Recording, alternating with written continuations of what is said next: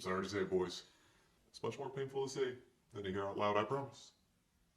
In Elden Ring, dex builds are probably going to run rampant in the game. The main thing you're going to be murked by, randomly, when you get assaulted by an invader, is probably going to be a dex build. Okay, look. Usually, and I mean I only, play Dark Souls games with the intent of using the biggest and coolest looking weapons I can find. Because fashion matters. You know, look good, feel good. This means I'm a sucker for dumping points into the strength stat. I have put more points into the strength stat, combined total in all the Souls games that I've played, than the average American does have brain cells. I'll let you decide what kind of number that is. So, as a tried and true strength nerd, I usually play a combination of big heavy weapons and high faith stats. Or what I like to call the Big Boy Prodigy build. Yeah, I know it's like strength miracle build, but Big Boy Prodigy's way funnier, so, you know. It's just better, you know? Now, these builds are typically very simplistic, especially in the first half of the game, because you don't have access to any crazy, like, miracles or nutty strength faith scaling weapons.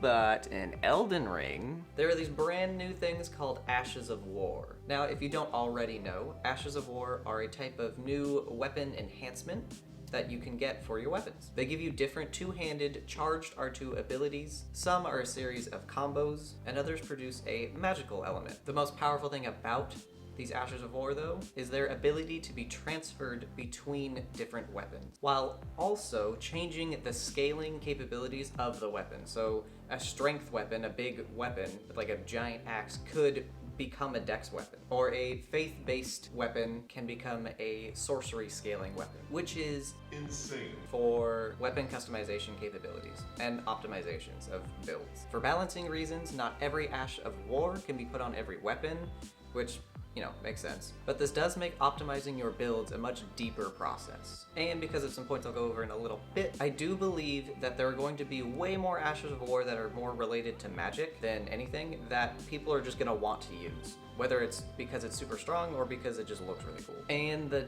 dex stat just so happens to not only increase the power of dex weapons, but increases the cast time for each spell. Sorry, decreases the cast time. It makes spells faster. You can sling spells faster the higher dex stat is. And because of this, I really do think that it's going to lead to the majority of players leaning more towards the dexterity spellcasting type of playstyle. And all the strength nerds are going to be overrun by all the dex nerds. And even though it pains me to say it, as a strength nerd myself, I'm probably gonna do the same. I mean, just look at the freaking samurai starting class. It looks freaking sick. We haven't ever had traditional Eastern samurai like armor sets in a proper FromSoft game. So I, for one, am actually really excited for that starting class specifically. It just looks so cool. And honestly, how cool does a spellcasting samurai sound? Like, even just the sound of that. Like, picture it in your head. It looks cool.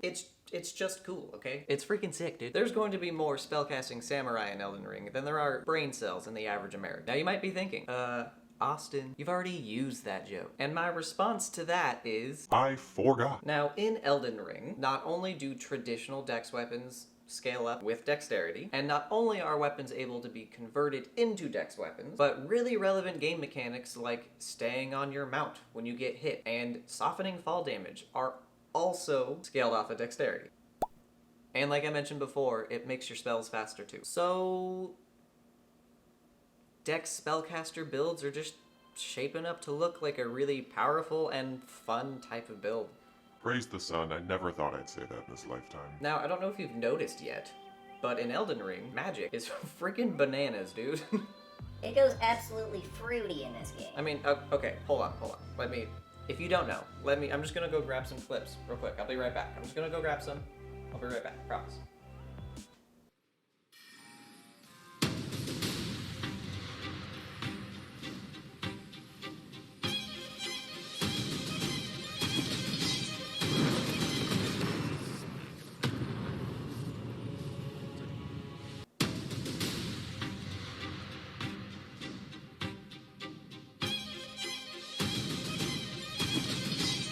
You see what I mean? Understand what I'm saying now? Also, before we continue, you've made it this far in the video already. Leave a like on it, and then do it again, because I live in the United States. and I'll probably forget. And then I couldn't thank you for it, and that would just suck, you know? That's just rude. Another reason the Dex spellcaster split in Elden Ring is gonna work very well is that the strength of all the spirit summons are directly related to how much FP is consumed when you cast them. And although spirit summons are spread out a lot more in the final cut of the game than they were on, like, let's say the network test, they are still just as strong as they were in the network test. They are very strong. Okay, here's just a little recap. Here's just a little summary for you. Huh? Yeah. Honestly, it's just for the Americans. They can't remember shit, dude. On top of being synonymous with a very strong mechanic like magic, Dex allows you to cast spells faster, take more damage when you're riding your mount, and still stay on its back. Which, by the way, is your main source of traversing the world, so that's useful. And it softens fall damage. There are also a wide variety of weapons that can be converted into Dex weapons. Stronger spirit summons literally require more magic, more FP, and honestly, we don't even know what other mechanics are influenced by the dexterity stat, because we still have to wait like 3 more days for the game. Like other FromSoft titles, Elden Ring is vast, expansive, and complicated. Maybe the dex stat also improves your stealth. Maybe it influences the iframes on your dodge rolls and your jumps. Or maybe it improves backstabs. We don't know yet. Okay, since you've made it this far in the video, it's time for the bonus dex strat. I didn't want this to be included in like the main points for using like a Dex spellcaster build because I don't have enough information on it yet, but it is definitely worth talking. And that is the weapon type, the bow. Bows in Elden Ring look viable as a primary weapon, which sounds crazy to hear out loud. But with the addition of the new crafting mechanic and the jumping mechanic, bows are looking pretty useful. Jumping is a great way to avoid attacks and keep your distance while shooting. And with the addition of the crafting ability, you're able to craft arrows, which means you're most likely not ever really gonna run out of them so long as you're foraging for materials enough. And you don't need to carry a stupid amount of them and become overweight because you can just craft more as you need them. And because of these mechanics, it allows pretty much any build to utilize a bow. So long as you have the base requirements to use the weapon, almost any build could utilize. Additionally, FromSoft has added a few new types of arrows, and one of those arrows being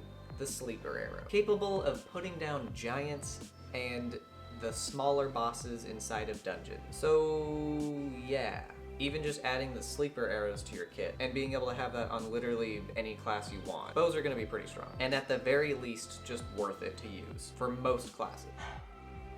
Okay.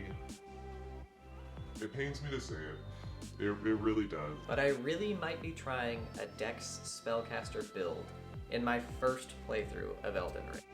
Yikes. I'm sure that with how well FromSoft makes games, that Elden Ring is going to be very balanced, in its lifetime at least. Like, it's gonna have its issues, but they're gonna fix them. They're gonna balance the game to the degree at which most playstyles are at least usable. So who knows, maybe I'll randomly cross paths with a giant big boy strength weapon That my weak little mind just can't say no to. and end up doing a strength spellcaster build instead. I don't know. I do know though that I'm going to play however I feel is just the most fun.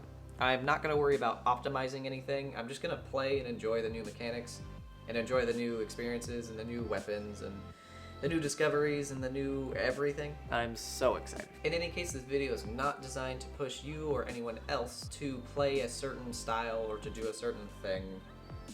It should be fun.